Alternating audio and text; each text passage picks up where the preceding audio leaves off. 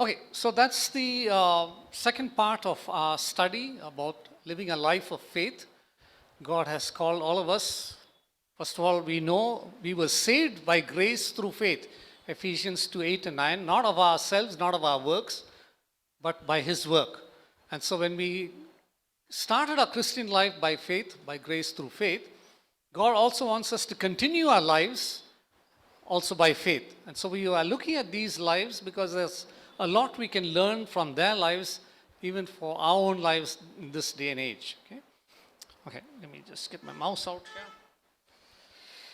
Okay, so when we talk about living by faith, we read this statement that we just saw from the book of Hebrews. By faith, Enoch did not experience death. Now, when we often start our study of Scripture, we look at Adam and Eve. When God created them in His image, He created them to have a fellowship with Him. And we dwelt on that when we were looking at Acts chapter 2:42 about fellowship. But when they sinned, they got disconnected from God. And not only that, because God had warned them before they disobeyed Him. He said that of the entire garden, all the trees there, He says, you may eat freely of all the fruits of the garden there. But there were two trees in the middle of the garden. He said, of one tree in the middle of the garden, the tree of the knowledge of good and evil, you shall not eat of it. For in the day you eat of it, you shall die. And we know Adam and Eve were deceived by the evil one. They partook of that fruit. They did not die physically immediately. In fact, Adam lived 930 years and then died. But they died immediately spiritually. They got disconnected from God. But ever since then, every human being is born into this world. So even when they had their first children, Cain and Abel, they were born spiritually dead. They were physically alive, but spiritually dead.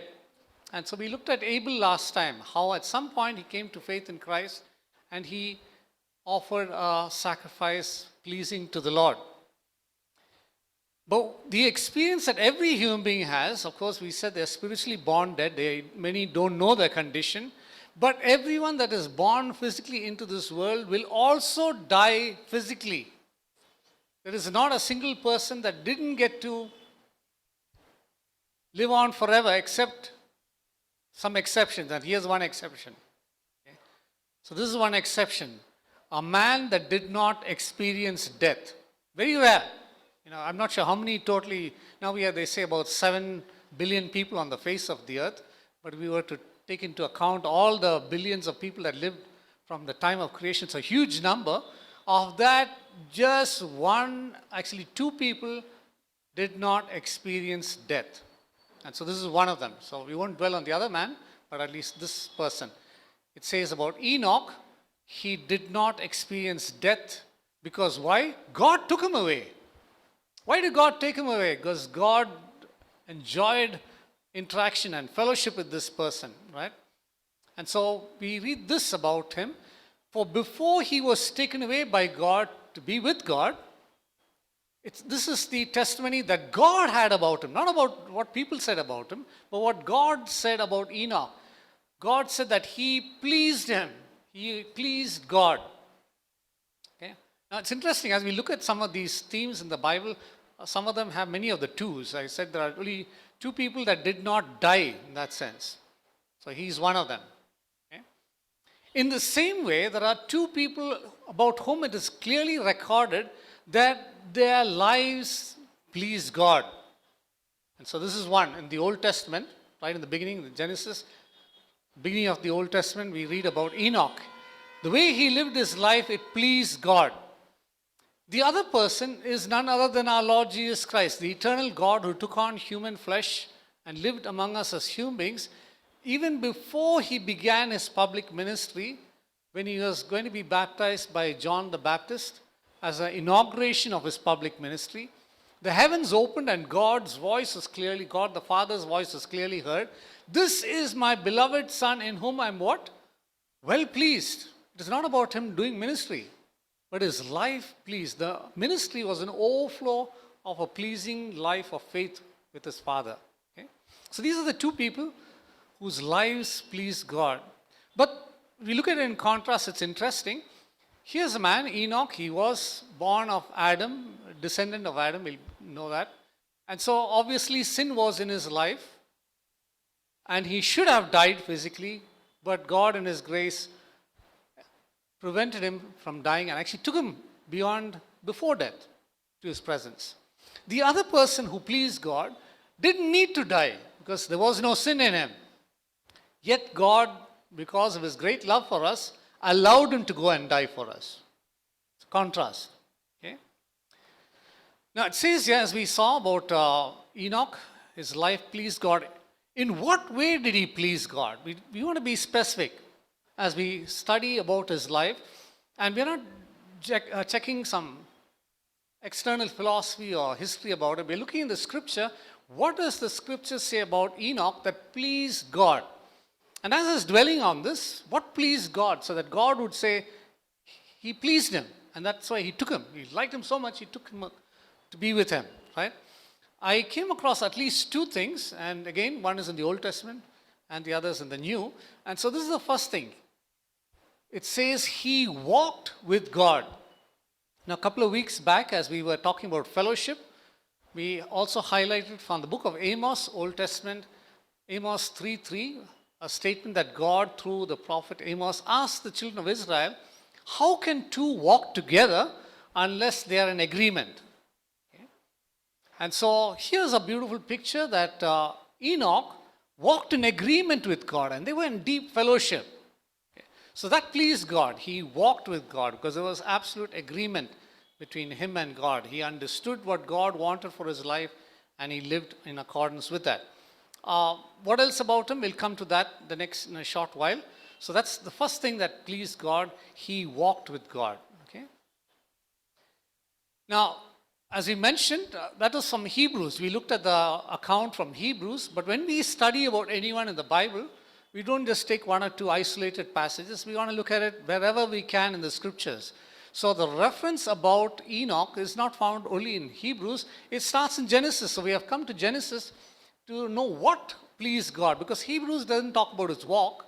It just says his life pleased God. But when you come to Genesis, it says Enoch walked with God. And because he walked with God, he was not, because God took him. Okay, that's the King James expression, he was not. So in other words, you're walking with someone and suddenly they disappear. They're not there anymore. So that's what it conveys. He was not. He was not to be found anywhere. And he was not to be found because God took him to be with himself. A similar expression in the NIV, it says, Enoch walked with God and he was no more on the earth. Okay? I'm adding an extra paraphrase there. He was no more, was on the earth, because God took him to be with him. Okay? That's Genesis 5:24. Now imagine you're walking with someone. They have their clothes on, and you have your clothes on, they have their shoes or sandals, and suddenly they disappear. What's left behind? Maybe the clothes fall. And so we see here, it's an interesting way of describing. Enoch walked with God and he was not, because God took him. So only his footwear that he used for walking is left behind there. Right? As we continue to talk about a life of faith, now we mentioned this key verse about faith is from also Hebrews 11:1, also 11:6. Without faith, it is impossible to please God. Now this reference is in the context of Enoch specifically, and it of course relates to anyone who wants to please God. But the context is that of Enoch. Without faith, it is impossible to please God. But who pleased God? Enoch. And how did he do it? Not by sight, but by faith. So we come to God and believe in him. Now this particular slide is the same slide I showed last week to set the premise for this study. So we're going to look at some of these same verses again. For he who comes to God must believe that he exists. Okay. Again, in the context of Enoch, Enoch believed that God existed. Now many will say that God exists, but the way they live is as though God doesn't exist. Okay. For instance, Psalm 14 verse 1, it says, the fool has said where? Not out loud, but in his heart that there is no God. What that conveys is, yes, maybe outwardly through their mouth they may acknowledge the existence of God, but the way they live their lives, they live as though there is no God. So the fool has said, where? In his heart. Not out of his mouth, but in his heart, that there is no God. But here, a person that pleases God comes to God by faith. He knows God exists, and his whole life is surrounded on the focus of who God is. Okay? And then it goes on to say one more thing here. And God is a rewarder of those that diligently seek him. Those that want to please him and walk with him by faith, God rewards them. It's just not a one-way direction relationship. Okay? How did God reward Enoch? Because that we are focusing on Enoch this morning. How did God... what happened here? Okay, so how did God reward Enoch? He took him away. He didn't experience death. Something that every human being cannot escape. This man pleased God to that extent that God rewarded him by not giving him that terrible experience of death. Because death is a terrible experience. Okay. We have people in our families who have passed away at some point or the other, some loved one. Or sometimes even people unknown to us in some tragic way, some accident or something, or some calamity that takes place. Death is a terrible experience. And so Enoch, because he pleased God, God gave him the reward not to have that terrible experience. Right? So God took him away. So that's Enoch's reward. Now, there's one more. Okay, the name Enoch, because it's important as we study people in the Bible. The names of people in the Bible had meaning. It's not some random, sometimes we joke, excuse me for those that are from Kerala. Some of our Kerala names have actually no meaning. Liju, Siju, Miju, some names, some sound. What sound, they put some name. It may not have any meaning. But that's not how it is in the Bible. In the Bible, when people were given names, it had a meaning. Okay?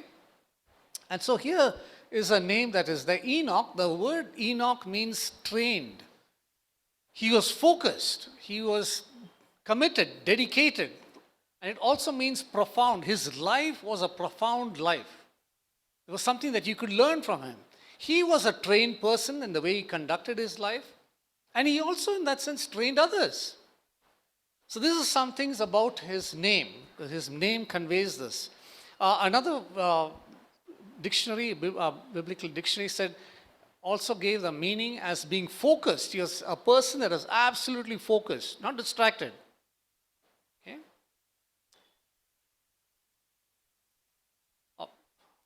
Okay. Now here's some descriptions that we find about Enoch. Now as you look through the Bible, suppose you want to study about the person of David. There's a lot said about David. You want to study about Abraham. There's quite a bit said about Abraham. But when you want to study about Enoch, there's not much said about him. And I thought as I was preparing last week itself, I was wondering, next Sunday is Enoch. There's hardly anything to say about Enoch. So I was a little disturbed. What am I going to say?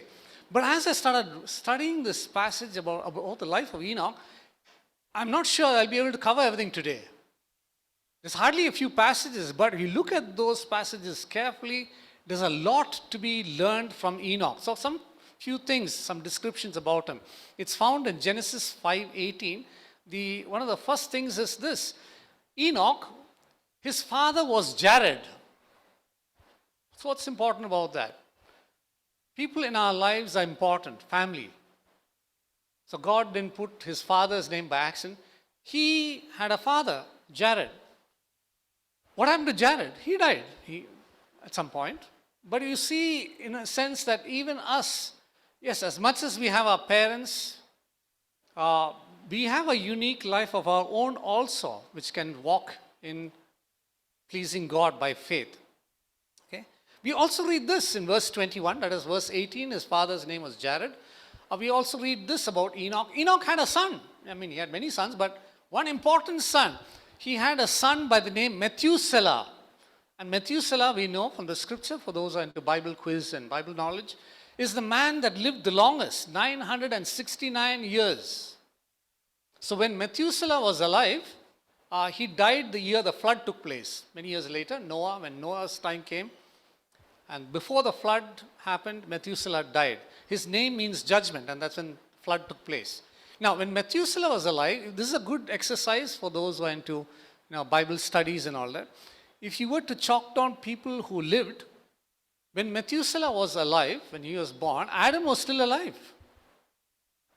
As I said, Adam lived 930 years. So Methuselah could have met the first man that was created. He could have met the first person also who committed a murder, Cain. Because he didn't get to meet Abel, but he got to meet his forefather, Seth, who was the other son of Adam and Eve. So Methuselah was his son, the man who lived the longest, right? Something else about him.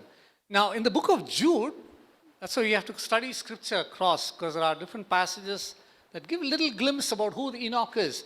Jude, in his epistle, says Enoch was the seventh from Adam. So he's very clear. Now, how do we know Jude is just saying seventh from Adam? You go to Luke's Gospel. In Luke's Gospel, chapter 3, which has the genealogy of Christ, who did Christ come from? Which lineage?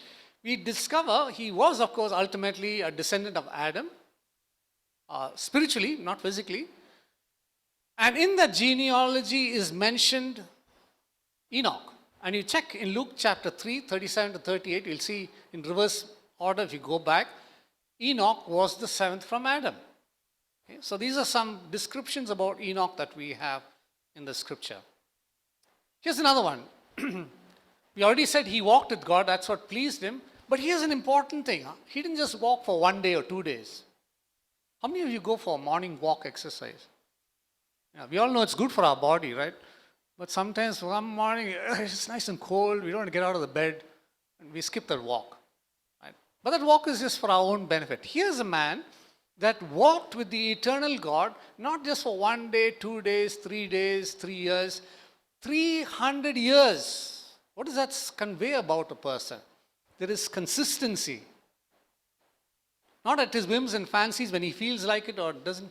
He walked with God 300 years. Now, as I mentioned in our Bible studies, when we have Bible studies, every single word of God is important. It's not accident those words are placed there. No wonder Jesus, not a word, not a jot or tittle will vanish till it's accomplished. So, when did he start walking with God? We don't know, but possibly it says, according to Genesis 5:22, he walked with God for 300 years after he begot Methuselah. Okay? Because we know Methuselah was born when Enoch was about 60 or 65 years old. And it says something else about Enoch. After walking with God for 300 years consistently, he also had other sons and daughters. What does that convey? He had a family. He was not, we say sometimes, there's an expression I heard once when I was traveling on a train to Kerala, and there were some, very seemingly religious people there sitting around me, and they were going for some pilgrimage. And they were making quite a commotion in the train. And so one passenger, who I don't know, sitting next to us also said, closer to God, but no, what is it? Closer to kind of religion and the commitments and all those religiosity, but far from God. Okay, they're into all his practices, but far from God. That's not how Enoch was. Enoch, with all his commitments, he did not live his life as a hermit. Okay, when he say he pleased God and he walked with God, he was not living on Himalayas. He was down in society, among his family. He lived a life like others. He had family commitments. He had responsibilities. Yet with all that, what did he do? He walked with God. Okay, that's the importance of that statement, that he walked with God after he begot Methuselah. He had other sons and daughters. He didn't neglect them. He had commitments. He looked after his family. Yet with all that, he was consistent for 300 years walking with God. That didn't affect his walk with God. Okay? How does that relate to us? So we don't need to use our commitments, our responsibilities as an excuse not to walk with God consistently. Okay? We are called to walk with God. So don't use your family commitments, responsibilities because I can't come to church or I can't come to the gathering, I can't spend time with things that relate to God. Don't use that as an excuse, because here's a man with all the commitments that he had. For 300 years, he walked consistently with God, fellowshipping. So don't use that as an excuse. Right. Let's move on. Some learnings from the life of Enoch. He walked with God, as I said, consistently, 300 years with God. He had no detours. Now, I was just thinking this month of October, beginning of the month of October, suddenly I realized, hey, in 1981, 40 years back was when I came to know the Lord. October, beginning of October. Wow, 40 years. Then I was asking myself, how have these 40 years been? Has it been a consistent walk? Not really. I've had my ups and downs, and sometimes I was deviating on detours. Then God has given me a tap on the head and pulled me back and, hey, you're my child, you belong to me. Walk before me. So as we look at this, we see here's a man that had no detours in his walk with God, consistent. And as I was considering and thinking about this man, he did not have to be corrected or rebuked about his walk with God. Not even once. I was thinking of my life. How many times had God to rebuke me and correct me because I'm like the wayward sheep, the lost sheep just going off, and God has come searching for him, pull me back inside, right? Or like the lost son, just taking on the tangent. Whereas with Enoch, not once did he need to be corrected or be rebuked about his walk with God. He was consistent. Okay? In contrast, one of his descendants, Abraham, Genesis, now I'm going to mention these passages very specifically because there's some interesting thing here. In Genesis 17:1, many chapters later from what we're reading about Enoch, God tells Abraham, a descendant of Enoch, a very important statement. What does he tell him? Walk before me and be blameless. Okay. Now, if we take it in isolation, we're just saying God is just saying, encouraging him to walk before me and be blameless. No, look at the whole context of Abraham's life. Why did God tell Abraham that? He didn't tell Enoch that. Right? Did he tell Enoch, walk before me and be blameless? No, he didn't. Because Enoch had a consistent walk with God, 300 years, no detours. What about Abraham? Oops, okay. Okay, sorry. I need to get used to this thing here. Okay. Okay. Why did God tell Abraham, walk before me and be blameless? Was he blameless? What do you think? You can respond. He was a man of faith because his name also comes in that chapter later. Why? Though he started his walk well, because in chapter 12 is when God calls Abraham out of the land of the Chaldeans, from his father's house, from the Ur of the Chaldeans, to a land he's going to show him. He said, I'm going to give it to your descendants. Did Abraham obey immediately? Yes. He started on a good footing. His walk with God started well. He left immediately, he obeyed God and went towards the promised land, towards the land of Canaan. But he had a couple of detours after that. When did God call him? Genesis 12, 1, 2, 3, that promise, the blessing, all that is there. In that very chapter, Genesis 12 itself, we see Abraham begins not to listen to God because he's not sometimes walking with God. He's on a detour. He is listening to his emotions. And any of us can do this in our lives as things suddenly become rough and patchy or storms come in and God seems to have disappeared and we're calling out to him and he doesn't seem to be responding. We can sometimes go on a detour, and we go on a detour because we are not hearing from God and we begin to listen to our own emotions. What happened in Genesis 12? Not in the beginning, but towards the end, suddenly there was a famine in the land of Canaan to which God called Abraham. We're talking about Enoch, but I want to look at his son, Abraham, for a moment. What happened? When the famine came, who called him to that place? God. For a moment, Abraham forgot that God who called him there will also provide for him. And because of the situation, he suddenly makes a decision on his own and he goes down to Egypt. Did God call him to go to Egypt? No. But Abraham went there. So his emotions, he started listening to his emotions, went to Egypt. And we know a couple of things happened in Egypt. Now here's something else that happened. Chapter 16, because this is all before 17. 17, God says, walk before me. But look at what happened before in 16. He has no children. God promised him, I will make your seed will inherit the land, your seeds. And through your seeds, all the world will be blessed. And he has no children. No, maybe my servant who's born in my house, Eliezer, he will. No, God said, no, from your own body. But he's old. He's about 70 plus. And his wife is old, beyond the age of childbearing. Right? And so Sarah goes by what is culturally accepted. If you can't have a child in those days, they could have a concubine, a servant, considered as a spouse, and through that. And so he listens now to whom? To Sarai, his wife. Is it wrong to listen for men to listen to your wife? No. Because later God tells Abraham, listen to your wife. But at this point, when some specific instructions have been given, God wants his people to listen to him first, then to somebody else. And so by listening to Sarai here instead of listening to God, because he went on a detour, first to Egypt and then doing other things, Hagar came into the picture. And through Hagar comes Ishmael. And as some Bible scholars will say today, we know what the challenge is because of Hagar and Ishmael even today, some form or the other. But God is a redeeming God. He can turn that things around as well. So let's not throw stones at Ishmael and their descendants. Yeah. Okay. So that's about him. That's why God tells Abraham, walk before me and be blameless. Okay. Now, small deviation here again. Since I know Paul studied in the same school I studied for his 11th and 12th, right? Do you know the motto of Bishop Cottons?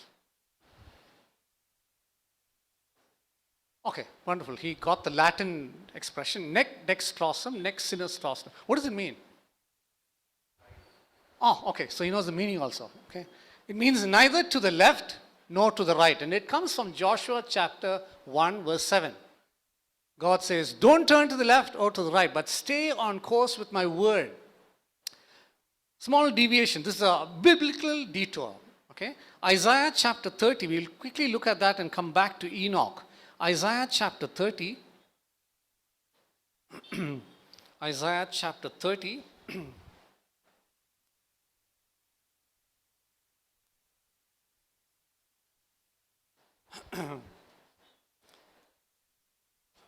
Okay, let me just quickly look at that.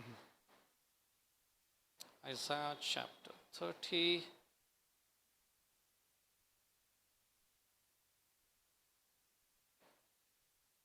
Okay, verse 21. This is what the text says, Isaiah 30, verse 21. Your ears will hear a word behind you, saying what? This is the way, walk ye in it. And when do you hear that voice, the back saying, walk ye in it? If you look at the next few verses, it says, whenever you turn where? To the right or to the left, you go on a detour, you will hear this voice behind you saying, walk before me and be blameless. You will hear that voice. Walk before me, right? So this is what God is reminding you through Isaiah. See, when you detour to the left or to the right, nec dextrosum, nec sinistrosum, neither to the left nor to the right, stay on course. If you do go that way, you will hear this voice saying, this is the way, walk in it. So we read about Enoch. Enoch didn't have that problem. Now, another thing about Enoch. Enoch lived for 365 years. Wow, it's a long life, isn't it? Yeah, in comparison to us, yes. But in comparison to his contemporaries, those that lived in that day and age, it is not a real long life. It is a short life. Okay? Oops, what happened here? Okay, compared to the majority of others that lived in his day and age, his was actually a much shorter life. Adam, I said, lived 930 years. His own son, Methuselah, lived 969 years, 3 times a longer life than even Enoch lived. Is that a big concern? No, it's not. Well, what does that convey? Well, here's what that conveys. Oops. The important thing is not how long we live, it is how we live. Okay? He lived a life that pleased God, and the length of it didn't matter. He lived such a life that God took him, wanted him to be with him. Now, I didn't really I was checking online if Brother Sushant was there this morning, but I didn't see him there. Now, in recent times, we had, due to COVID, some young people died, unfortunately. And of course, there was Joshua, Priyanka's husband, 32 years old, and also Sushant's youngest brother, Sumit. Sumit, yeah. Sumit was the youngest. He too was 32 years old. Now, I'm not sure how many of you had a chance to meet Sumit when he had come on some visits here, but I had met him a couple of times here, and also when I had gone to spend a season with them in their home there in Orissa. He was one who picked us up from the station in Visakhapatnam. And he seemed to be a quiet sort of person, but actually he was not. He was a phenomenal guy. When he died at the age of 32, then slowly things emerged. He was very active in a church in Visakhapatnam. Among the young people there, they looked up to him. Okay? Is a long life important? Just 32 years old.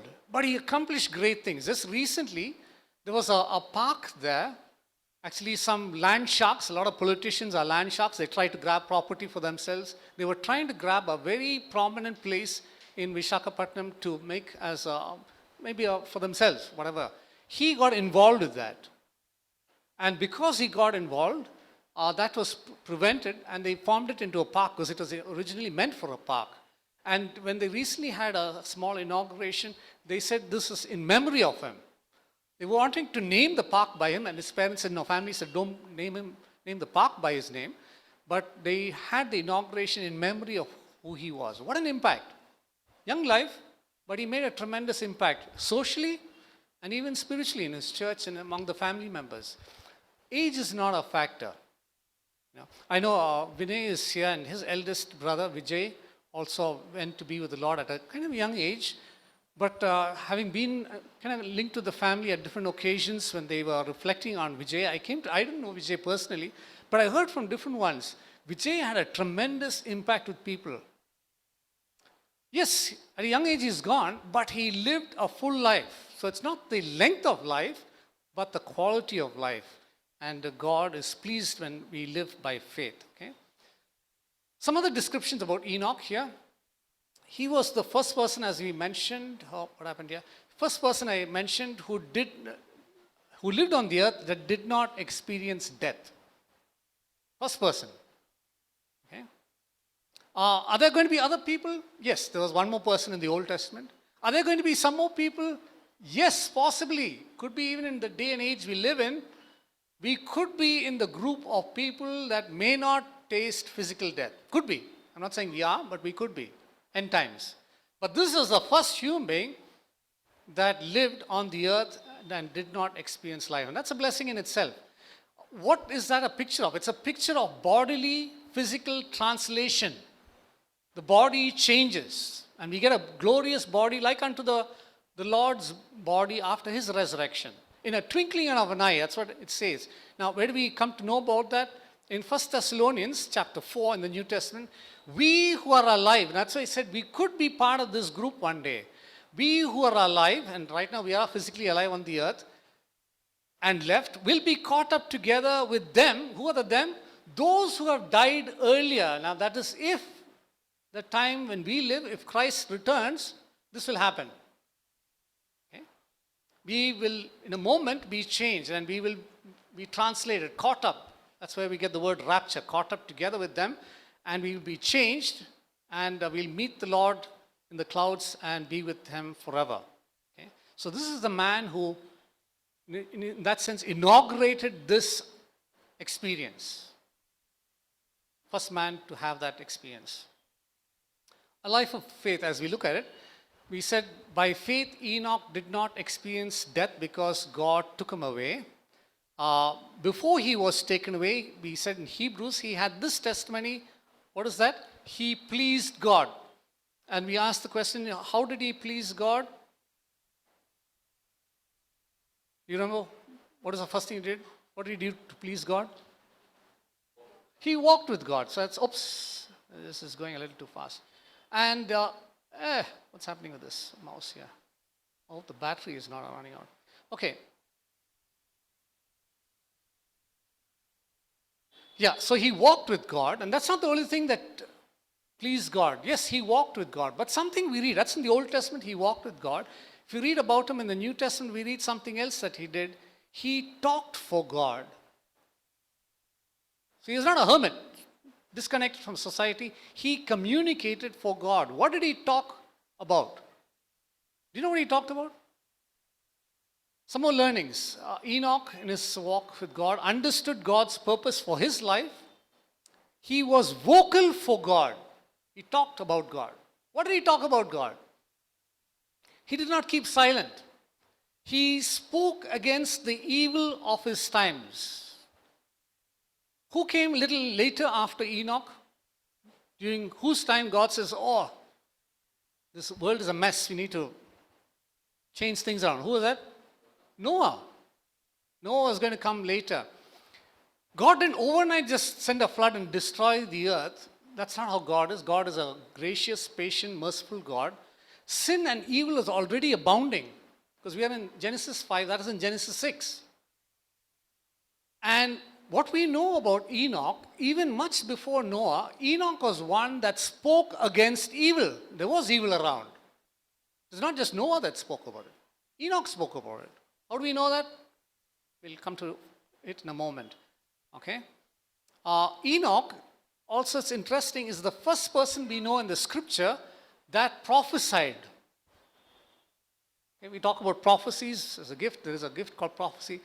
God gives them a word to convey something about what is going to happen. The first person that prophesied in the Bible is not Adam or Abel. The first person that prophesied is Enoch. Do you know that? Though it's not mentioned in the book of Genesis, there is no reference to his prophecy in the book of Hebrews. We were looking at another book, small book, and it's mentioned in Jude.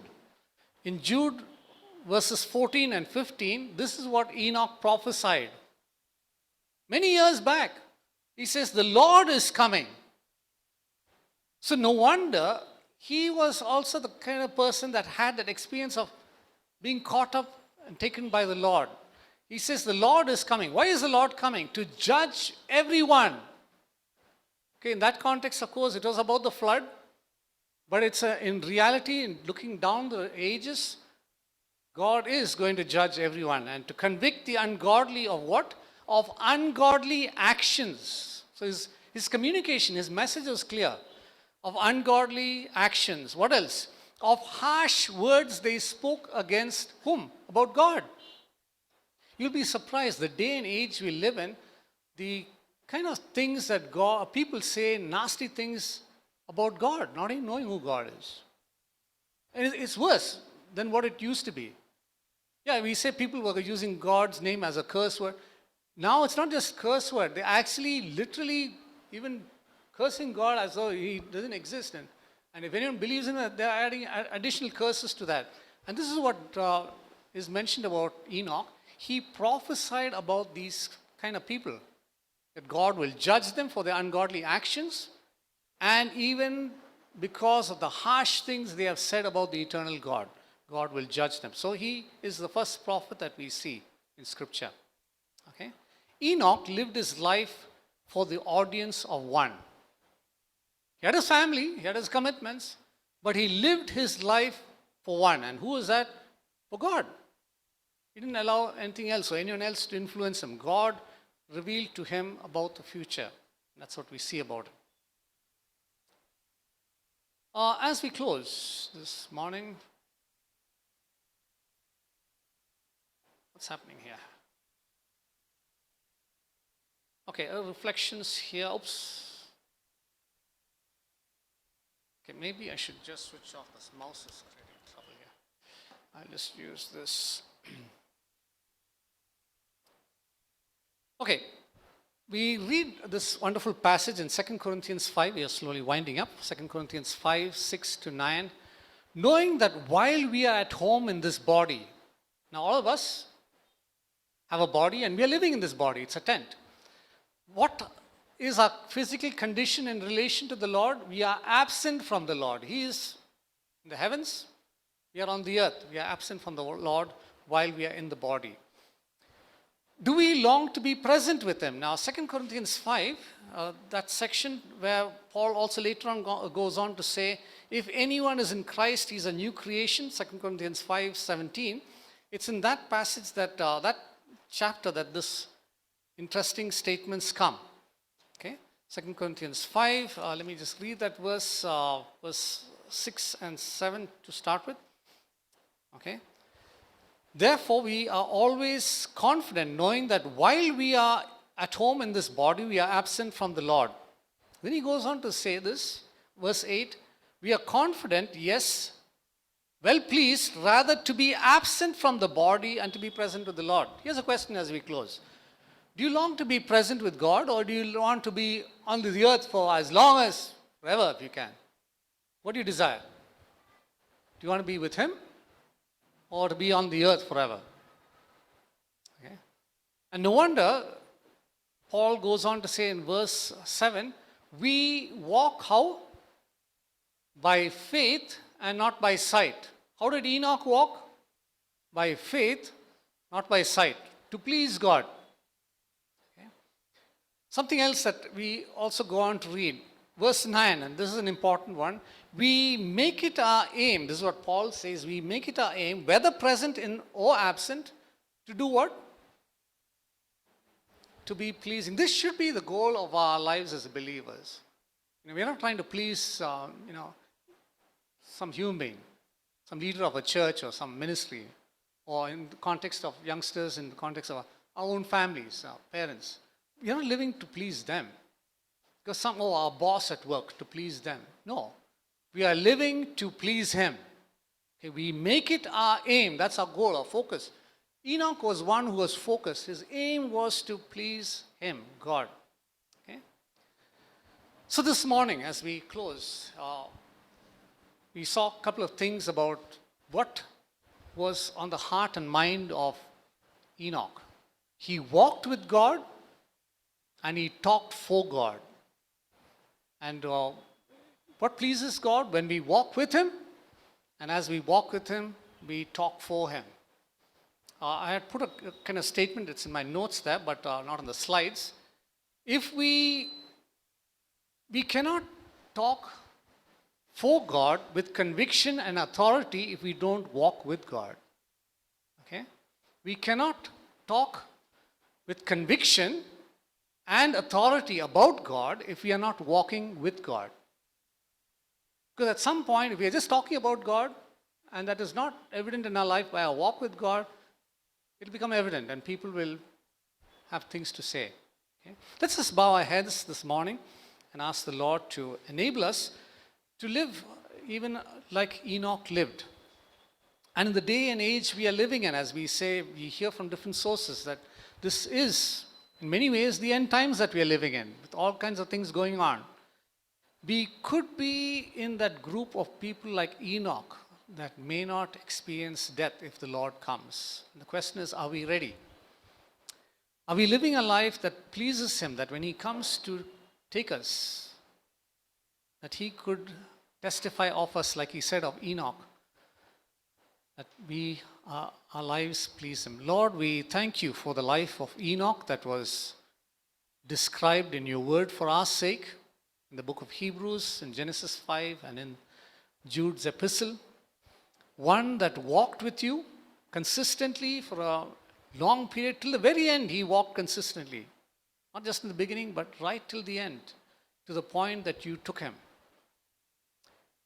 Yes, Lord, in our lives, we know many times in our walk with you, we go astray to the left, to the right, but we desire that our heart will not be hardened, that when your voice does speak behind us, saying, walk before me, don't turn to the left or the right. You'll tell us the way to walk in. Help us to be those who have an ear to hear your voice and to respond and to be corrected. Not to live by our emotions, making choices and decisions by our emotions. Not also listening to what other people have to say, but knowing and listening to what you have to say. Even though there are times you choose to remain silent, when we are asking for guidance and direction in our life, help us to obey your word and to know that whatever you had to communicate to us is found in your word, and you will never contradict your word. And help us to follow that for our lives. And knowing that when we do that, our lives will please you.